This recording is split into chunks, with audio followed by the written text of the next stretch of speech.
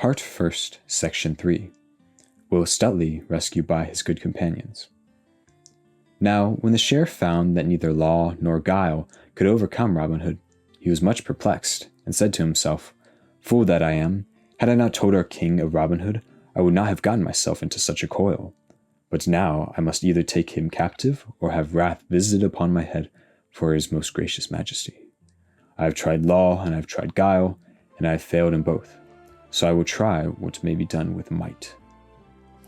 Thus, communing with himself, he called his constables together, and told them what was in his mind. "Now, take ye each 4 men, all armed and proof," said he, "and get ye gone to the forest at different points, and lie in wait for the same Robin Hood. But if any constable find too many men against him, let him sound a horn, and then let each band within hearing come with all speed and join the party that calls them. Thus, I think, shall we take this green-clad knave. Furthermore, to him that first meeteth with Robin Hood shall 100 pounds of silver money be given, if he be brought to me dead or alive. And to him that meeteth with any of his band shall 20 pounds be given, if such be brought to me dead or alive. So be ye bold and be ye crafty." So thus they went in 80 companies of 5 to Sherwood Forest to take Robin Hood, each constable wishing that he might be the first one to find the bold outlaw, or at least one of his band. For 7 days and nights they hunted through the forest glades, but never so much as a single man in Lincoln Green, for tidings of all this had been brought to Robin Hood by trusty Eodom o' the Blue Boar. When he first heard the news, Robin said, "If the sheriff dare send force to meet force, woe will it be for him and many a better man besides, for blood will flow, and there will be great trouble for all. But fain would I shun blood in battle, and fain would I not deal sorrow to women folk and wives, because good stout yeomen lose their lives. Once I slew a man, and never do I wish to slay a man again, for it is bitter for the soul to think thereon. So, now, we will abide silently in Sherwood Forest, so that it may be well for all. But should we be forced to defend ourselves, or any of our band, then let each man draw bow and brand with might and main." At this speech, many of his band shook their heads and said to themselves, "Now the sheriff will think that we are cowards, and folk will scoff throughout the countryside, saying that we fear to meet these men." But they said nothing aloud, swallowing their words and doing as Robin bade them. Thus they hid in the depths of Sherwood Forest for 7 days and 7 nights, and never showing their faces abroad in all that time. But early in the morning of the 8th day, Robin Hood called the band together and said, "Now, who will go and find what the sheriff's men are at by this time? For I know right well they will not bide forever within Sherwood shades." At this, a great shout arose, and each man waved his bow aloft and cried that he might be the one to go. When Robin Hood's heart was proud, when he had looked around on his stout brave fellows, and he said, "Brave and true are ye all, my merry men, and a right stout band of good fellows are ye. But ye cannot all go, so I will choose one from among you, and it shall be good Will Stutely, for he is as sly as ever old dog fox in Sherwood Forest." Then Will Stutely leaped high aloft and laughed loudly, clapping his hands for pure joy that he should have been chosen from among them all. "Now thanks, good master," quoth he, "and if I bring not news of those knaves to thee, call me no more than sly Will Stutely." Then he clad himself in a friar's gown, and underneath the robe he hung a good sword in such a place that he could easily lay hands upon it. Thus clad, he set forth upon his quest, until he came to the verge of the forest, and so to the highway. He saw 2 bands of sheriff's men, yet he turned neither to the right nor left, but only drew his cowl the closer over his face, folding his hands as if in meditation. So at last he came to the sign of the Blue Boar, "For," quoth he to himself, "our good friend Eodom will tell me all the news." At the sign of the Blue Boar he found a band of the sheriff's men drinking right lustily, so, without speaking to anyone, he sat down upon a distant bench, his staff in his hand, and his head bowed forward as though he were meditating. Thus he sat waiting until he might see the landlord depart, and Eodom did not know him, but threw him to be some poor tired friar. So he let him sit without saying a word to him or molested him, though he liked not the cloth. For, said he to himself, it is a hard heart that kicks the lame dog off from the sill. As Stutely sat thus, there came a great house cat and rubbed against his knee, raising his robes a palmer's breadth height. Stutely pushed his robe quickly down again, but the constable who commanded the sheriff's men saw what had passed, and saw also fair Lincoln green beneath the friar's robe. He said nothing at the time, but communed within himself in this wise: Yon is no friar of orders grey, and also, I wot, no honest yeoman goeth about in priest's garbs, nor doth a thief go so for naught. Now I think it's good sooth that is one of Robin Hood's own men. So presently he said aloud, O holy father, wilt thou not take a good pot of March beer to salt thy thirsty soul withal? But Stutely shook his head silently, for he said to himself, Maybe there be those here who know my voice. Then the constable said again, Whither goest thou, holy friar, upon this hot summer's day? I go a pilgrim to Canterbury town, answered Will Stutely, speaking gruffly, so that none might know his voice. Then the constable said for the third time, Now tell me, holy father, do pilgrims to Canterbury wear good Lincoln green beneath their robes? Ha! By my faith, I take thee to be some lusty thief, and perhaps one of Robin Hood's own band. Now, by Our Lady's grace, if thou movest hand or foot, I will run thee through the body with my sword. Then he flashed forth his bright sword, and leaped upon Will Stutely, thinking he would take him unaware. But Stutely had his own sword tight in his hand beneath his robes, so he drew it forth before the constable came upon him. Then the stout constable struck a mighty blow, but he struck no more in all that fight, for Stutely, parrying the blow right deftly, smote the constable back again with all his might. Then he would have escaped, but could not, for the other, all dizzy with the wound and with the flowing blood, seized him by the knees with his arms even as he reared and fell. Then the others rushed upon him, and Stutely struck again at another of the sheriff's men. But the steel cap glanced the blow, and, though the blade hit deep, it did not kill. Meanwhile, the constable, fainting as he was, drew Stutely downward, and the others, seeing the yeoman hampered so, rushed upon him again, and one smote him a blow upon the crown so that the blood ran down his face and blinded him. Then, staggering, he fell, and all sprang upon him, though he struggled so manfully that they could hardly hold him fast. Then they bound him with stout hemp cords so that he could not move either hand or foot, and thus they overcame him. But it was a doleful day's doings for two of that band, for the constable was sorely wounded, and the other, that Stutely smote upon the crown, lay sick for many a day ere he was the stout man that he had been before this famous fight. Robin Hood stood under the greenwood tree, thinking of Will Stutely and how he might be faring. Then suddenly he saw two of his young yeomen come running down the forest path, and betwixt them ran Buxom, making a blue boar. Then Robin's heart fell. Will Stutely hath been taken, cried they, when they had come to where he stood. And is it thou that hast brought such doleful news? Said Robin to the lass. Ay, marry, for all I saw it all, cried she, panting as the hare pants when it has escaped the hounds. And I fear he is wounded sore, for one smote him main shrewdly in the crown. They had brought him and taken him to Nottingham town, and ere I left the Blue Boar, I heard that he would be hanged tomorrow day.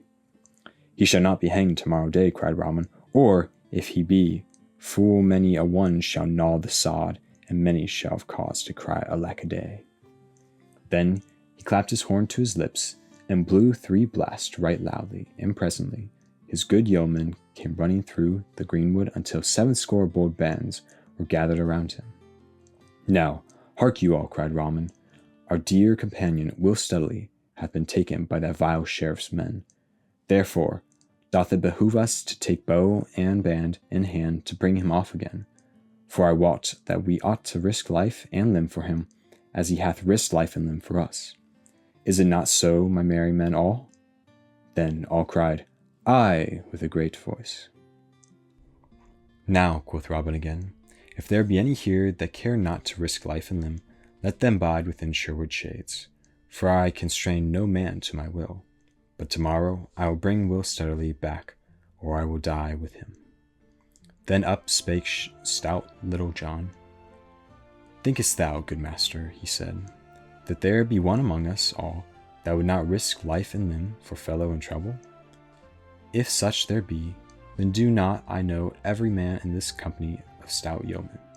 And, moreover, if there be such, I wot he should be stripped and beaten from out of our merry woodlands.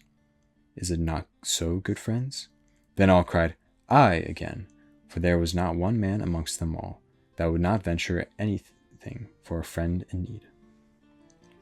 So the next day they all wended their way from Sherwood Forest, but by different paths, for it behooved them to be very crafty. So the band separated into parties of 2 and 3s, which were all to meet again in a triangle dell and lay near to Nottingham town. Then, when they had all gathered together at the place of meeting, Robin spoke to them thus: Now we will lie here in ambush until we get news, for it doth behoove us to be cunning and wary if we would bring our friend Will Stutely off from the sheriff's clutches. So they lay hidden a long time, until the sun stood high in the sky. The day was warm, and the dusty road was bare of travelers, except an aged palmer who walked slowly along the high road that led close beside the great castle wall of Nottingham town. When Robin saw that no other wayfarer was within sight, he called a young David of Doncaster, who was a shrewd man for his years, and said to him, Now get thee forth, young David, and speak to yonder palmer what walks beside the town wall, for he hath come from, but not now from Nottingham town, and may tell thee news of good Stutely perchance. So David strode forth, and when he came to the pilgrim, he saluted him and said, Good morrow, holy father, and canst thou tell me when Will Stutely will be hanged upon the gallows tree? I fain would not miss the sight, for I have come from afar to see so sturdily a rogue hanged. Now, out upon thee, young man, cried the palmer, that thou shouldst speak so when a good stout man is to be hanged for nothing but guarding his own life. And he struck his staff upon the ground in anger. Alas, aye, that this thing should be. For even this day, towards evening, when the sun hath low, he shall be hanged. 80 rods from the great town gate of Nottingham, there 3 roads meet. For there the sheriff sweareth he shall die, as a warning to all outlaws in Nottinghamshire. But yet, I say again, alas, for though Robin Hood and his band may be outlaws, yet he taketh only from the rich and the strong and the dishonest man, while there is not a poor widow nor peasant with many children nigh to the Sherwood, but have barley flour enough all the year long through him. It grieves my heart to see one as gallant as this Stutely die, for I have been a good Saxon yeoman in my day, ere I turned palmer, and well I know a stout hand, and one that smiteth shrewdly at a cruel Norman, nor a proud abbot with fat money bags. Had good Stutely's master had known how this man was compassed about this with perils, perchance he might send successor to bring him out of the hand of his enemies. Aye, marry, that is true, cried the young man. If Robin and his men be nigh this place, I wot right well they will strive to bring him forth from this peril. But fare thee well, thou good old man, and believe me, if Will Stutely die, he shall be right well avenged. Then he turned and strode rapidly away, but the palmer looked after him, muttering, I wot that young is no country hind that hath come to see a good man die. Well, well, perchance Robin Hood is not so far away, but that there will be stout doings this day. So he went upon his way, muttering to himself. When David of Doncaster told Robin Hood what the palmer had said to him, Robin called the band around him and spoke to them thus: Now let us get straightway into Nottingham town, and mix ourselves within the people there. But keep ye one another in sight, pressing as near the prisoner and his guards as ye can. When they come outside the walls, strike no man without need, for I would fain avoid bloodshed. But if ye do strike, strike hard, and see that there be no need to strike again. Then keep all together until we come again to Sherwood, and let no man leave his fellows. The sun was low in the western sky when a bugle note sounded from the castle wall. Then all was bustle in Nottingham town, and crowds filled the streets, for all knew that the famous Will Stutely was to be hanged that day. Presently the castle gates opened wide, and a great array of men at arms came forth with noise and clatter.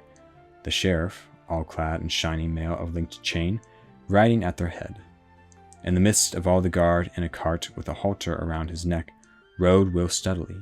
His face was pale with his wound and with loss of blood, like the moon in broad daylight, and his fair hair was clotted in points upon his forehead, where the blood had hardened. When he had come forth from the castle, he looked up, and he looked down, but though he saw some faces that showed pity and some that showed friendliness, he saw none that he knew. Then his heart sank within him like a plummet of lead, but nevertheless he spoke up boldly. "Give a sword into my hand, Sir Sheriff," said he, "and wounded man though I be, I will fight thee and all thy men till life and strength be gone." "Nay, thou naughty varlet," quoth the sheriff, turning his head around and looking right grimly upon Will Stutely, "thou shalt have no sword, but shalt die a mean death, as beseemeth a vile thief like thee." "Then do but untie my hands, and I will fight thee and thy men with no weapon, but only my naked fist. I crave no weapon, but let me not be meagerly hanged this day." Then the sheriff laughed aloud. "Why, how now," quoth he, "is thy proud stomach quailing? Shiver thyself, thou vile knave, for I mean that thou shalt hang this day, and that where the three roads meet, so that all men shall see thee hang, for carrion crows and dolls to peck at. O thou darest heart," cried Will Stutely, gnashing his teeth at the sheriff. "Thou coward, hide! If ever my good master meet thee, thou shalt pay dearly for this day's work. He doth scorn thee, and so do all brave hearts. Knowest thou not that thou and thy name are jest upon the lips of every brave yeoman? Such a one as thou art, thou wretched Cavan, will never be able to subdue bold Robin Hood." "Ha!" cried the sheriff in rage. "Is it even so? Am I a jest within thy master, as thou callest him? Now I will make a jest of thee, a sorry jest withal, for I will quarter thee limb from limb after thou art hanged." Then he spurred his horse forward and said no more to Stutely. At last they came to the great town gate, through which Stutely saw the fair country beyond, with hills and dales all clothed in verdure, and far away the dusky lines of Sherwood's skirts. Then, when he saw the slanted sunlight lying on the field and fallow, shining readily here and there on cot and farmhouse, and when he heard the sweet birds singing their vespers, and the sheep bleating upon the hillside, and beheld the shallows flying in the bright air, there came a great fullness to his heart, so that all things blurred to his sight through salted tears. And he bowed his head, lest the folk should think him unmanly when they saw the tears in his eyes. Thus he kept his head bowed till they had passed through the gate and were outside the walls of town. But when he looked up again, he felt his heart leap within him, and then stand still for pure joy, for he saw the face of one of his own dear companions of merry Sherwood. Then, glancing quickly around, he saw well-known faces upon all sides of him, crowding closely upon the men-at-arms who were gathering him. Then, all of a sudden, the blood sprang to his cheeks, for he saw for a moment his own good master in the press, and seeing him, he knew that Robin Hood and all his band were there. Yet betwixt him and them was a line of men-at-arms. "Now stand back," cried the sheriff in a mighty voice, for the crowd pressed around on all sides. "What mean ye, varlets, and ye push upon us so? Stand back, I say." Then came a bustle and a noise, and one strove to push between the men-at-arms so as to reach the cart, and Stutely saw that it was Little John that made all that stir. "Now stand thou back," cried one of the men-at-arms, whom Little John pushed with his elbows. "Now stand thou back thine own self," quoth Little John, and straightway smote the man a buffet beside his head, and felled him as a butcher fells an ox.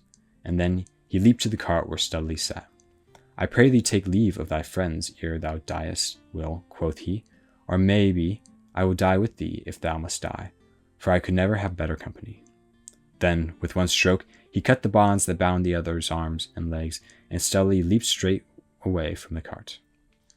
"Now as I live," cried the sheriff, "yon varlet I know right well is a sturdy rebel. Take him, I bid you all, and let him not go." So saying, he spurred his horse upon Little John, and rising in his stirrups smote with might and main. But Little John ducked quickly beneath the horse's belly, and the blow whistled harmlessly over his head. "Nay, good Sir Sheriff," cried he, leaping up again when the blow had passed, "I must now borrow thy most worshipful sword." Thereupon he twitched the weapon deftly from out of the sheriff's hand. "Here, Stutely," he cried, "the sheriff hath lent thee his sword. Back to back with me, man, and defend thyself, for help is nigh." "Down with them!" bellowed the sheriff in a voice like an angry bull, and he spurred his horse upon the two, who now stood back to back, forgetting in his rage that he had no weapon with him with which to deal himself. "Stand back, Sheriff," cried Little John, and even as he spoke, a bugle horn sounded shrilly, and a cloth-yard shaft whistled within an inch of the sheriff's head. Then came a swaying hither and thither, and oaths, cries, and groans, and clashes of steel and swords flashed in the setting sun, and a score of arrows whistled through the air, and some cried, "Help, help!" and some, "A rescue, a rescue!" "Treason!" cried the sheriff in a loud voice. Bear back, else we all be all dead men." Thereupon he reined his horse backward through the thickest of the crowd. Now Robin Hood and his band might have slain half of the sheriff's men had they desired to do so, but they let them push out of the press and get them gone, only sending a bunches of arrows after them to hurry them in their flight. "Oh, stay!" shouted Will Stutely after the sheriff. "Thou wilt never catch bold Robin Hood if thou dost not stand to meet him face to face." But the sheriff, bowing along his horse's neck, made no answer, but only spurred the faster. Then Will Stutely turned to Little John and looked him in the face till the tears ran down his eyes, and he wept aloud, and kissing his friend's cheek, "Oh, Little John," quoth he, "mine own true friend, and he that I love better than man or woman in all the world besides. Little did I reckon to see thy face this day, or to meet thee this side of paradise." Little John could make no answer, but wept also. Then Robin Hood gathered his band together in a close rank, with Will Stutely in the midst, and thus they moved slowly away towards Sherwood, and were gone as a storm cloud moves away from the spot where a tempest was swept the land. But they left 10 of the sheriff's men lying around the ground wounded, some more, some less, yet no one knew who smote them down. Thus the sheriff of Nottingham tried thrice to take Robin Hood, and failed each time, and the last time he was frightened, for he felt how near he had come to losing his life. So he said, "These men fear neither God nor man, nor king's officers. I would sooner lose mine office than my life, so I will trouble them no more." So he kept close within his castle for many a day, and dared not show his face outside of his own household, and all the time he was gloomy and would speak to no one, for he was ashamed of what had happened that day.